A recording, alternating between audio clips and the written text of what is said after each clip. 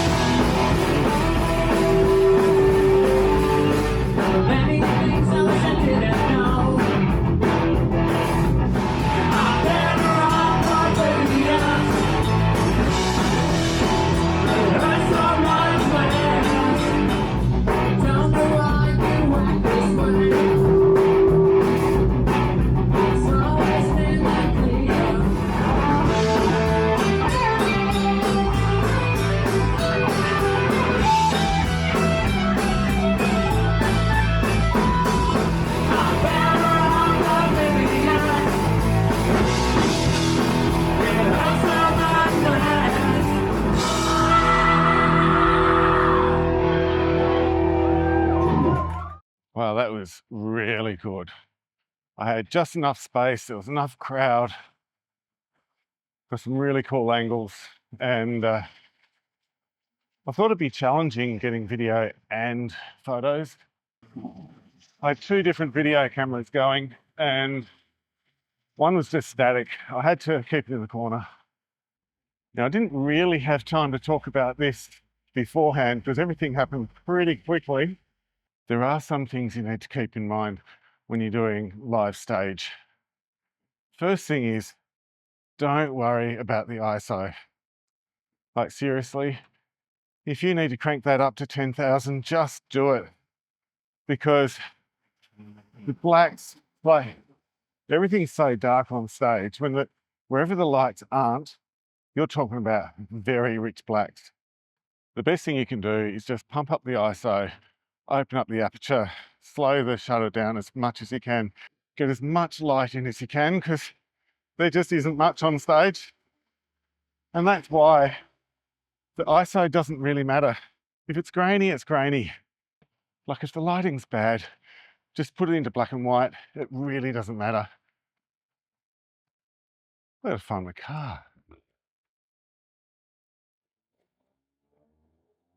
Don't sweat that too much, but what you really should do is get in there early, find the positions that really work for you, because once you're going, once there are people around you, you got to fight for that space anyway. And you just can't afford to wonder, to try to figure out what you're going to do next. Work out those best positions.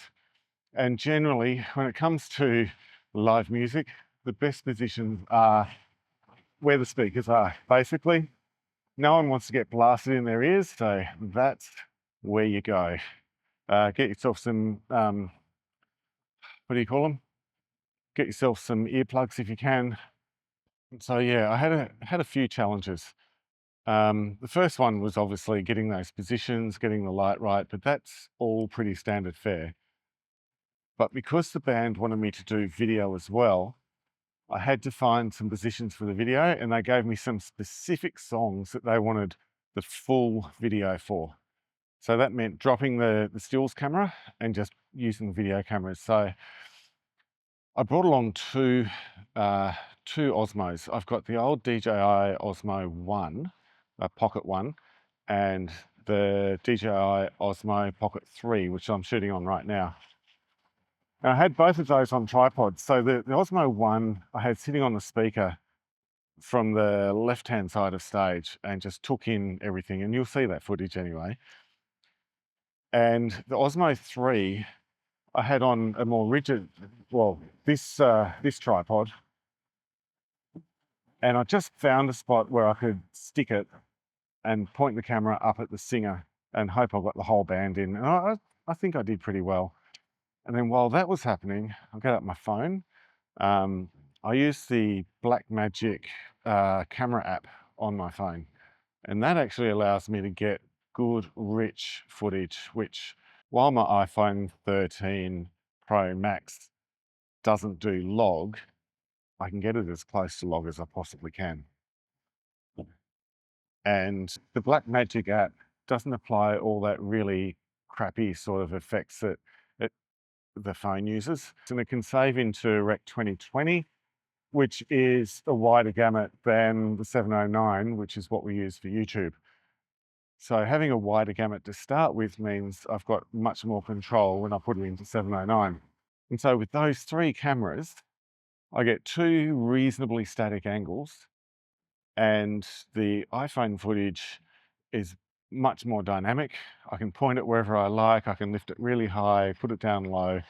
I can zoom in and out, shake it around, whatever I like. And I can even lean right in. And there's one shot where I leant right over the camera, put it on as wide as possible, and got the keyboardist, which is right behind the speaker, all the way out to the guitarist next to the other speaker.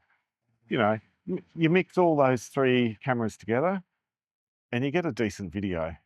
My only concern is the sound, because I took these microphones, these Rode Pro wireless mics, to a Trentemøller concert, and they just blew out. It's 32-bit audio, and I thought it was going to handle it, but it just peaked constantly. So I had to play around with the settings, and I'm hoping I've got something at least a little bit usable. Otherwise, these guys are going to have to go into a studio record and, what have you. I also wanted to talk to you about the Trentemøller concert that I did a couple of weeks ago. My intention was to shoot a video of that and talk you through my editing process, but it just didn't feel right.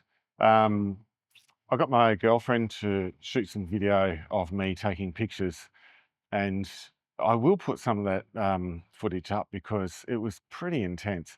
Like this gig I just did now, like it was well attended, but it wasn't a thick crowd. Whereas Trentemøller, it was jam packed. I barely got up to the front of the stage, and when I stood up, because I'm 6'4", I had so many people complaining about me being in front of them. So I had to sort of crouch down low and get the images that I could, and the footage was great, but there wasn't really enough of it. I couldn't talk to camera, and I ended up doing a piece on the editing. I kind of felt like it really wasn't serving anyone. It certainly wouldn't be serving you guys very well. So um, I thought I'd just give you a sense of what a big gig is like and what a small gig is like. And the principles are the same. You still need to find your positions, get to the positions when you can, and just know your shot.